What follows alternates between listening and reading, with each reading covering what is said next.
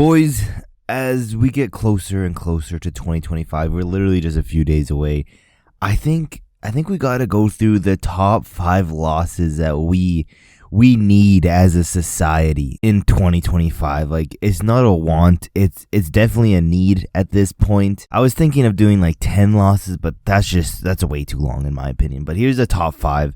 Is this the most deserving people in the top 5? Not necessarily. These are just the people that I need, personally. I think a lot of people will agree with these takes, but there's definitely some people who are probably more deserving, but at the end of the day, it is what it is. Let's go into number 1. Again, a lot of people probably won't agree with me because I'm a generational hater of this dude, but I got Alexander Hernandez here. And if you're new to the channel, pretty much I've been preying on this dude's downfall for years now, to be honest. Ever since 2019, since that boy decided to be a loudmouth to the boy Donald Cerrone, I've been on that hype train of the downfall of this dude. He was on a pretty decent losing streak in the past few years, which, you love to see it. But as of recently, he fought twice this year, Damon Jackson. He got that split decision loss. You love to see it. Then split decision win over Austin Hubbard. The hood is hurting right now. We definitely need a Alexander Hernandez loss in 2025. At least I do personally. Let's get into the real ones. I got number 2 here, and going through this, number 1 isn't any better than number 2, 3, 4, and 5. It's just random order. But number 2, is it that surprised that your boy has Mario Batista on this list? I think Mario Batista has become the most hated UFC fighter this year, which is very, very hard to do when you have people like Ian Gary in the UFC. But this dude managed to, against all odds, become one of, if not, in my opinion, the most hated UFC fighter this year. And it's been a while since this dude lost. It's back all the way into 2021, where he got round 2, ground and pound TKO'd. Trevin Jones, shout out you. We need more of that. Even Corey Sandhagen got an armbar on this dude, but this dude has been on a big winning streak ever since then. And latest against Jose Aldo, split decision win, where this is where everyone hated this dude. And rightfully so. So fuck Mario Batista. All my homies hate Mario Batista. If we were living in a fair world, we would get Francis Ngannou. We would get his ass back in here for a one-time deal. Fight Mario Batista, knock his ass out. If we lived in a fair world, we probably aren't going to get that, unfortunately, and we're probably going to get more split decision, nut-hugging victories from Mario Batista in 2025. That's just how the world works, but, we need this dude out on a stretcher, 2025. Put that into the universe. Give your praise to Allah once this shit does happen, but let's keep moving down. Movsar Evloev. Now, mainly because, I need Movsar to lose. Not because necessarily I don't like him. It's like I don't like him, nor I don't dislike him as like a personality in the UFC. But fight style wise, there's very, very few moments where he does have a fun style throughout his fight. And the reason why I need this dude to lose, I do not want him to be champion or anywhere near championship.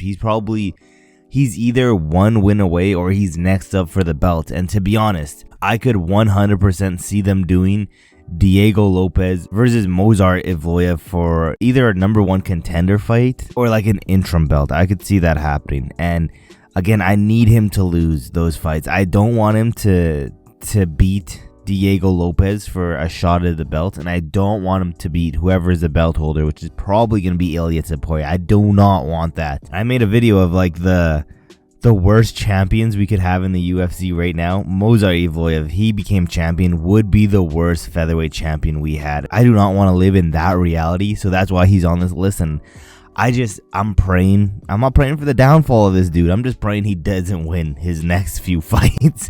He can come back and get a few wins here, but I just don't want him to be title contention. Let's keep moving down.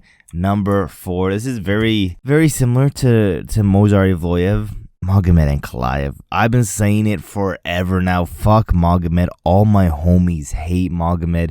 And I'm saying that because he is probably next up for the belt. If the UFC doesn't do any crazy stuff, he's probably up next to fight Pereira. And I do think Pereira beats him, but I just need some extra like black magic voodoo shit that Pereira has been doing. I need some extra of that because I don't want to live in a reality where Magomed's champion either, because this dude is such a entitled little bitch where he has to fight on his timeline even though this dude ain't the champion. Like, that's the biggest gripe I have against Magomed Ankalaev is he's saying, you know, you have to fight me here, you have to fight me there. It's like, you're not Conor McGregor, little bro. You need to calm down. You don't call the shots like that. First off, all my homies hate you. Dana White hates your ass. He's doing a little bit too much, in my opinion. And plus, in my opinion, you know, the UFC, not just the light heavyweight division, but the UFC in general is better when Alex Pereira is champion. So I do think Magomed is next. I'm praying he doesn't beat Pereira. I do think, you know, regardless of skill set, I do think Pereira is better, and I do think Pereira knocks this dude out, but I just need a little bit more reassurance. Let's go down to my last guy on this list. Last guy I have here, very, very, it's like a 50-50 for some people, because some people fully agree and some people disagree, which I don't understand. I got Jon Jones here. I need him to fight Tom Aspinall, and I need him to get knocked out. It's that simple.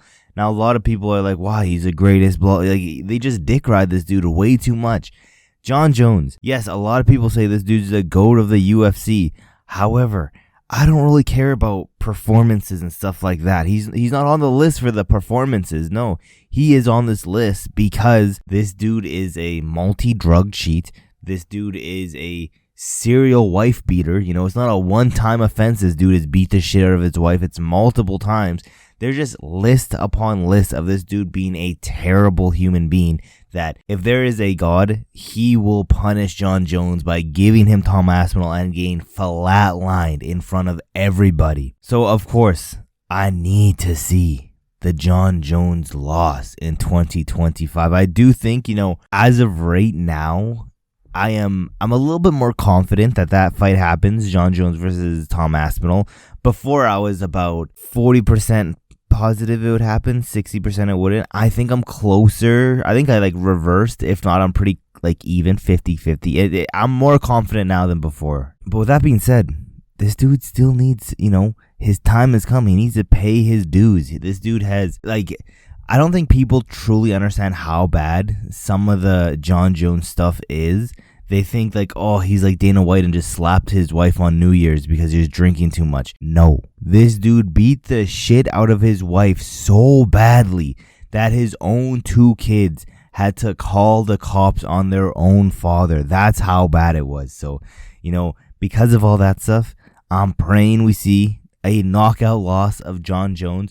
To be honest, if I had to pick any one of these dudes to lose for sure in 2025 by a brutal loss, it would be Jon Jones by a mile. I would let every other one of these dudes win if that means Jon Jones loses. That being said, since I kind of gave like a caveat one for number 1 in Alex Hernandez, I'll give you guys one more. Honestly, I think I'm gonna have to go in the bantamweight division again. I think I'm gonna have to pick someone like a Umar Nurmagomedov, because I think it would just be so funny to see Umar get the belt off of Merab and then immediately get knocked out by someone like a Sean O'Malley. I think that would be funny, but I don't know. I think in a few days I'm going to do the top 5 wins I need. I might even make that a top 10 because I got a lot of people that I need to see win in 2025.